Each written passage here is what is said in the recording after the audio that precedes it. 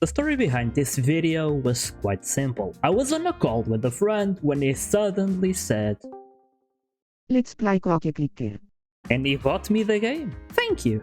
But all of this started when I mentioned that I found one or two games of the kind that seemed really interesting, and after selecting the games that I wanted to play, I fell deep into this rabbit hole of incremental games that are way too addicting.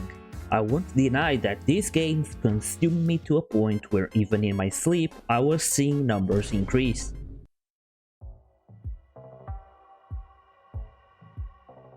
Tower Wizard surprised me with how a simple concept can turn into such a fun experience. You start with a small tower in which the goal is to make it grow. That's it, nothing huge or extraordinary, just keep building it taller and taller. One thing that really surprised me is how the game actively encourages you to prestige in order to progress faster instead of making every run last as long as possible. It's very possible that in a span of 2 hours you already prestige 3 or 4 times depending on how active you are playing the game, and that brings more fun to it. Actively prestiging your tower gives you prestige points that you can distribute in a skill tree. Those upgrades makes every run faster, and with that, you get access to even more buildings you just couldn't get before. Despite ending with a lot on the screen, Tower Wizard does an amazing job on not overcomplicating things. You start with magic clouds. Magic clouds makes you get knowledge, knowledge gets you wood, wood gets you totems, that in turn gets you more magic and more knowledge, which in turn gets you a dragon that in turn makes you face a wall. Where did that come from? Everything you unlock feels natural and gives a good connectivity throughout the entire game. It doesn't feel repetitive no matter how many times you prestige and start over, which is a plus. Overall, Tower Wizard is not your typical incremental when it comes to reaching huge numbers, but its simplicity and fun makes it a game that I truly enjoyed. It may feel short, but to me that's a plus because it keeps you engaged instead of waiting around for things to happen, which is one of the reasons why I stopped playing incremental games years ago.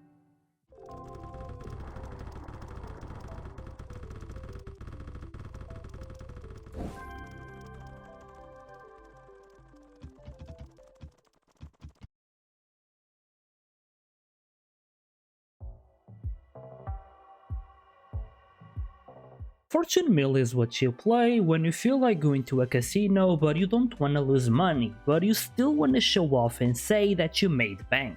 The premise is simple. You are a doll, stickman, you are a mecha chameleon. Your goal is to escape this factory you are in, but for that you need to earn 1 million of whatever currency the gatekeeper wants. Could be gold, pachinko balls, ribbons, or something else.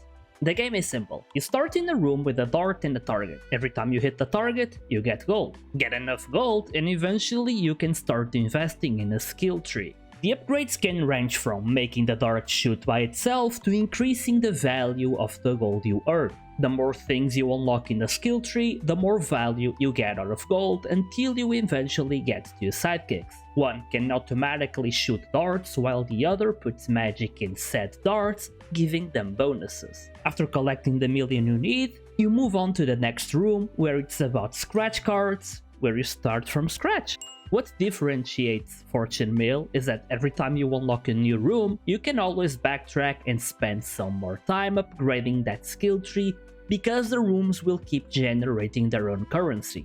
The skill trees of the rooms have boosts and power-ups for the next ones, which means that you are encouraged to backtrack in order to make a profit later on. You'll find yourself reaching the final room, but still backtracking to the first so you can progress faster. The diversity of gameplay is the strongest point of Fortune Mill because it doesn't feel repetitive since there's so much to do. The numbers do get to absurd levels, but you probably won't notice as much because as soon as you feel like you hit a wall because you don't have enough currency to progress, you can backtrack and upgrade those rooms, which in turn will help you make progress on your current one. It's a neat little system that adds gameplay value because there's a lot to do if you want. Or if you want to play more passively, that's also a choice. Going for the 100% does require you to beat the game twice, however, On that second run, instead of having to collect 1 million, the threshold is now 10 million, which is a huge increase, but at the same time, with the experience you acquired from the first run,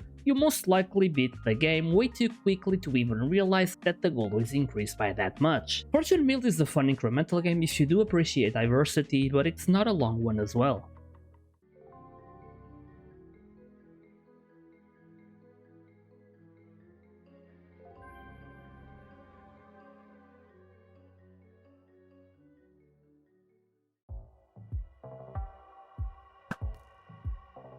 I was randomly scrolling through Steam when I came across a good-looking pixel art incremental game that happened to be Magic Archery. It got even better when I saw it was free, and by the time I finished it, it became even more impressive when I found out that it was made by the same developer as Tower Wizard. Magic Archery is an extremely short game where you start as a little archer who is hitting a target in the middle of the forest. The concept is that by letting your archer hit the target, he gets passively stronger by leveling up his stats in the skill system. Every threshold you reach, you unlock new things like quests and new skills that you can passively increase as well.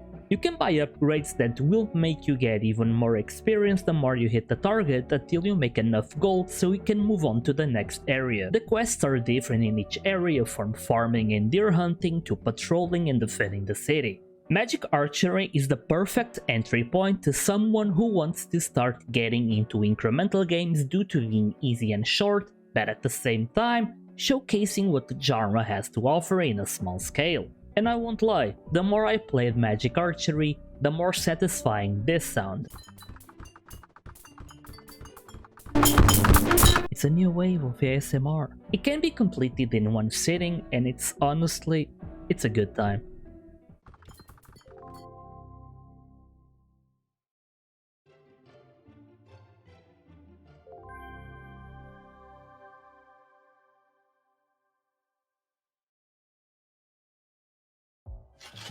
Follow me.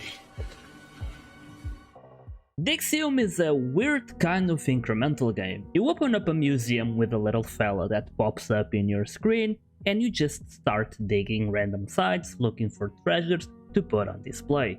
Each digging site has a certain number of relics you can get, and digging costs stamina, so for the early stages of the game, you have to decide carefully where to dig. Or that's what I would say if the first digging site wasn't completely free. Since it is, you can freely do as much digging as you want and get as many relics as you possibly can.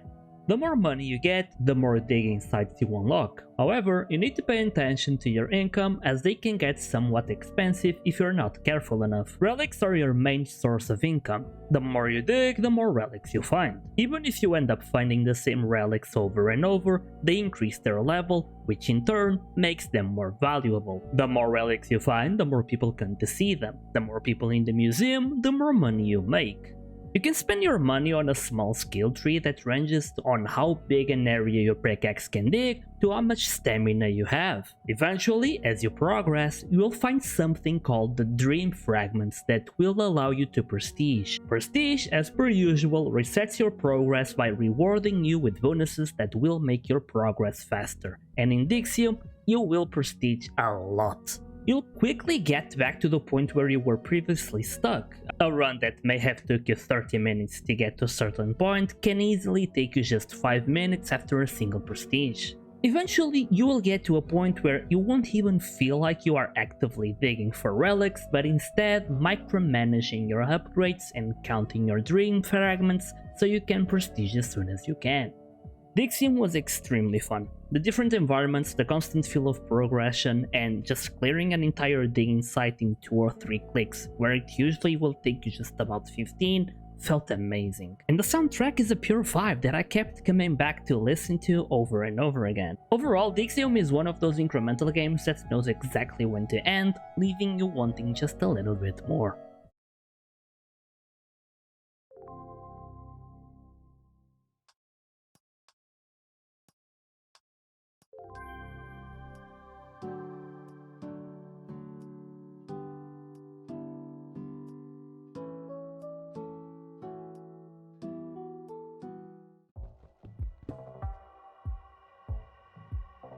If in Digseum you are worried about micromanaging when to prestige, in Keep on Mining you are dropped into a mining site where you just can't stop breaking rocks. You start on a square with rocks and gold and you have 15 seconds to mine as much as you can.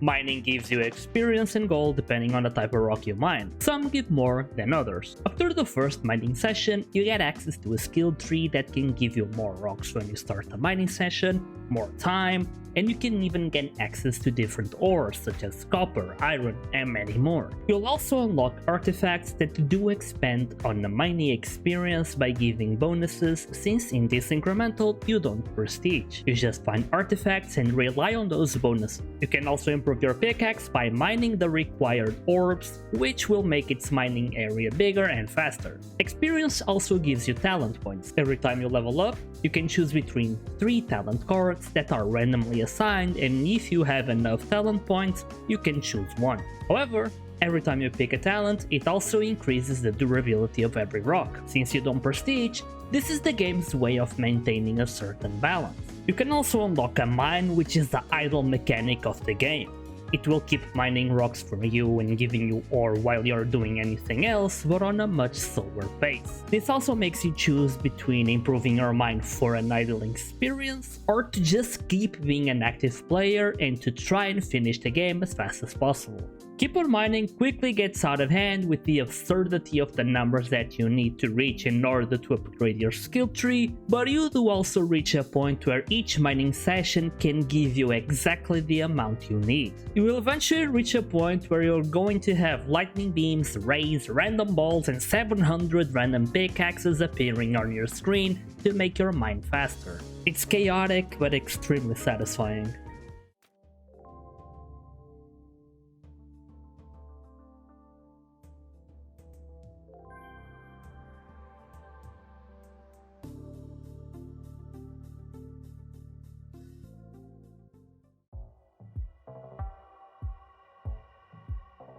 Whenever my parents used to buy scratch cards, they knew that I would be the happiest kid around if I could just scratch them myself. I didn't care about the prize, I just wanted that little dopamine of finding out what was behind those covers. So when I discovered there was a game exactly like that but without actually wasting my money, I was ecstatic. Funny enough, as soon as you start the game, you don't jump immediately to action. Instead, you have to wash dirty dishes just to earn enough money to buy the very first scratch card. But as soon as you do, the game really begins. There are several tickets. Some are simple and you just have to match symbols to win the prize, and if you are lucky, while others have some sort of penalty that will bankrupt you if you cash them out. The more you buy and scratch the same tickets, the bigger the prizes get, and that's the ideal gameplay loop so you can get funds for the next expensive one. As soon as you get a little bit of disposable income, you can start buying upgrades such as scratching power, the size of the area you can scratch, and even your luck to improve the odds of getting a jackpot. You can also unlock the idle part of the game with the Scratch bot, which will automatically scratch the tickets for you while you start focusing on getting more upgrades and more tools. Like a fan that will blow the tickets directly onto the bot so you don't even have to drag them manually. It's a good idea to start to make the bot scratch the cheaper tickets that won't bankrupt you while you manually sort out the expensive ones, avoiding ruining the run. You then unlock the prestige system. Once you start struggling to move on, you can prestige and get some permanent upgrades like starting with the scratch bot or having more luck from the start or even getting a bigger coin to scratch. However, to get prestige points, you need to hit jackpots. Each ticket can give you 2 jackpots, a simple one and a bonus one, and making sure you get both is the best way to prestige and get more points faster. There are plenty of tickets to scratch and plenty of upgrades to get, so even the most mundane activity gives a little bit of dopamine, especially when you start making bank and hitting jackpots left and right. The more you prestige, the faster your runs get, to the point where there's even a speedrun achievement to complete the game in less than 30 minutes, which I happily did. Scratchy is highly addictive, so if you tell yourself just one more ticket before going to bed at 4 AM, then maybe you are in too deep.